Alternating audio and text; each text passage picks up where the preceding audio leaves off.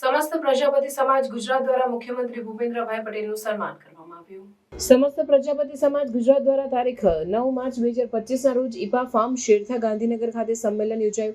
આ કાર્યક્રમ અંતર્ગત સમસ્ત પ્રજાપતિ સમાજ ગુજરાતને શેરથા ગાંધીનગર મુકામે સામાજિક અને શૈક્ષણિક સંકુલ બનાવવા માટે જમીન ફાળવવામાં આવી છે. જે અનુસંધાને ગુજરાતના તમામ પ્રજાપતિ પરિવારજનો દ્વારા મુખ્યમંત્રી ભૂપેન્દ્રભાઈ પટેલનું સન્માન કરવામાં આવ્યું. પ્રજાપતિ સમાજ ગુજરાત દ્વારા આયોજિત કાર્યક્રમમાં સંબોધન કરતા મુખ્યમંત્રીએ જણાવ્યું હતું કે સમાજ કેવી રીતે આગળ વધે એ માટે હર હંમેશ સમાજના દરેક વ્યક્તિમાં સમાજ માટેની લાગણી હોય, સહયોગ હોય અને સમાજ કેવી રીતે આગળ વધે એના માટેનો હર હંમેશ પ્રયત્ન કરે તો ચોક્કસ પરિણામ સારું મળી શકે. વિશ્વ નેતાના આપણા યશસ્વી વડાપ્રધાન નરેન્દ્રભાઈ મોદીનો હંમેશા એક કાર્ય મંત્ર રહ્યો છે, સૌનો સાથ, સૌનો વિકાસ, સૌનો વિશ્વાસ અને સૌના પ્રયાસ. આ કાર્યક્રમ થકી આપણે સૌએ આગળ વધવાનું છે.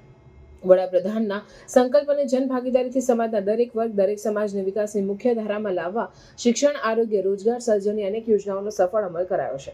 વડાપ્રધાન નરેન્દ્રભાઈ મોદી હંમેશા કહે છે કે શિક્ષણ સહિત વિકાસના કોઈ પણ ક્ષેત્રમાં જ્યારે સરકાર સાથે સમાજ પણ આવા સત્કાર્યોમાં જોડાય છે તો એ રાજ્ય અને દેશની વિકાસની ગતિ બમણી થતી હોય છે.